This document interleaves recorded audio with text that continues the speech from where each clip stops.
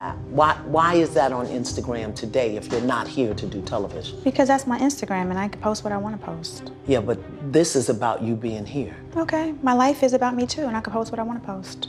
No, you had a very clear agreement. No. In the morning when the sun starts to rise, so mama don't stress your mind. It's your girl Nesha. So today we are going to review Miss Iyanla Fix My Life season 6 episode 1. This one is titled Reality Rehab. Now this one was a really good episode. Now I haven't watched Miss Iyanla in a very long time because I typically don't watch TV unless I'm doing a review for it. But I do love her episodes. I like what she does. She's therapy. You know what I mean? She digs deep. She allows the people, if they're willing, she allows them to lay all of their problems out, and then she helps them piece it together and then come up with a plan. So I really love her approach and what she's able to do for people. So in this episode, we had Althea from Love and Hip Hop, Kristana, aka Dutchess, from Black Ink Crew, and then you had Minyon from Bridezillas. Now, was not familiar with Minyon, but I became familiar with her as the show went on. This is going to be a general overview of what I felt about the show. Y'all let me know if y'all want to see more of these reviews. Right now, comment down below. Let me know if you want to see more of these reviews. If so, I will keep them coming, okay? So I will start with Althea because her time on the show was short-lived anyway. So Althea, from the get-go, y'all, I felt like she was not open to the process or what Iyanla could offer her. She did not want to come there and really work on herself. It seemed like she was there to collect something and to go. Whether that be a check or whether that be screen time, like whatever it was, it just seemed like she was there to collect it. She had an attitude the entire time. And it was just completely immature and uncalled for because it literally showed us, the viewers, why you are in the place you are and why you will be there until you decide to do better with your life. They go and sit down on the couch and they're talking, and so Iyanla feels like she's more focused on the fame and the money instead of being focused on her health internally and doing better with herself. And she is basically fighting with Iyanla verbally, saying, you know, how can you say that? I really do take my craft, which is singing, I really do take it seriously. It has opened doors for me and stuff like that, which is all great. But Iyanla is wanting you to say, okay, but where else have your talent gotten you? Because if your talent is the one that got you on the show, but then you're literally right now running from the show and the image that show projected upon you. Well, I say that if the show only displays what you put out there, if it makes you look crazy, it's because you are.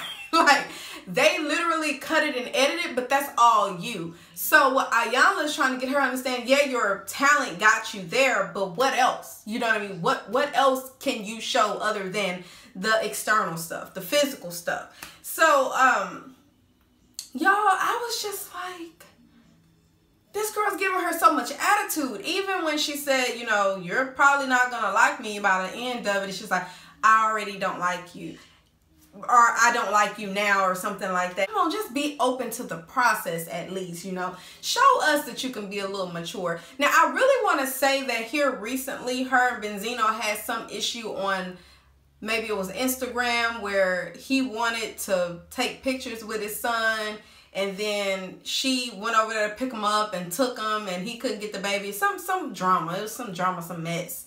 But it's just like, girl, you don't want to, you are in your own way. You don't want to change for the life of you, not even for your child. And that's sad. You know, are you bitter because you are where you are right now and you know that you could be further? If it's singing, if you say that you can sing, why are you not putting your focus in on stuff like that instead of the negativity that you're bringing upon everybody? Like, it just doesn't make any sense. And then, let me see. When it got to the point in the show where they wanted them to remove their makeup, which, shout out to me, I'm not, you know what I decided, y'all? I decided that I like to do these sit downs and reviews and stuff like that, but if I have to get up and put on a little makeup, even though it ain't B, but if I have to get up and put on makeup to do it to please some people that probably don't give a damn any damn way, like, I would hope that y'all come here to watch my review and genuinely, you know, like me as a person. But if I have to feel forced to get up and let me do this and then let me do this, let me look a certain way, then it's going to take from the joy of me doing what I like to do, which is these reviews. It's a good hobby of mine.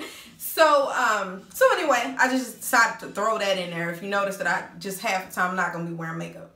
But back to the show. So there was a point where they had to remove all of their makeup and then come onto the screen, and regardless of what anybody had to say about you on social media, you're gonna present yourself as who you're gonna just present yourself. You know, they're gonna love you for who you are, or they don't have to, but at the end of the day, it's what you feel about you. Well, she didn't make it to that part because she decided to leave and told production to use what they had, and that's all they were going to get from her. She's not going to participate any further, and I felt like it was a cop-out. I definitely felt like she is a quitter, because it's like, seriously, you, instead of you going through the process and at least trying to work on you, or even trying to do it privately, maybe on TV just wasn't the time.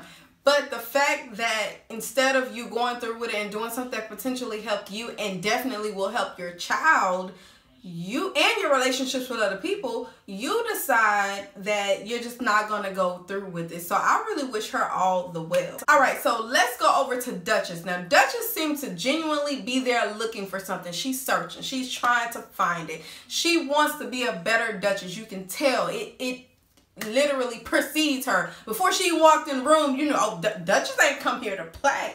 No, Miss Christina is ready. And I respect that about her. She knows that she's messed up in life. She knows that she could be further in life. She knows that she was so in a routine before all of this. Like in a sense, she went from being college educated, well, she still is, but she went from being in this routine to where her family want her to do this, stay in church, go to school, blah, blah, blah, blah, blah, to where she decided to, in a sense, rebel and then go her own way, and that has gotten her where she is now. Now, is that a negative thing? I don't think so, because I think that everything that happens in your life happens for a reason. Now, she can still touch people in the space that she's in. It just means she needs to control her environment and how she's operating.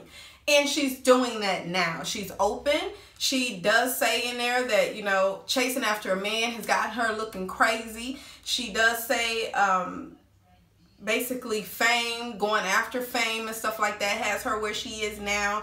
She talks about a time where she was in baggage claim, I think. That's what she said. And there was an older lady that said, you know, she's so proud of her. She inspires her and stuff like that. So she knows that there's purpose in her pain and there's purpose for her to live, because she's even talking about suicide. And, you know, she has so many things going on in her life to where I was like, I'm just so happy she's there. Just so that to know that she is trying to fight for her life, it makes me feel so happy and so proud of her. And so yeah, so that happens. And when you get to the point where you have to remove the makeup, she got a little emotional right there. She really didn't want to participate in that, but she ended up doing it because Iyanla explained to her, you know, it doesn't matter what they think about you. You are you, and it matters what you feel about you. Who cares? Because one day they'll lift you up and the next day they'll bring you down.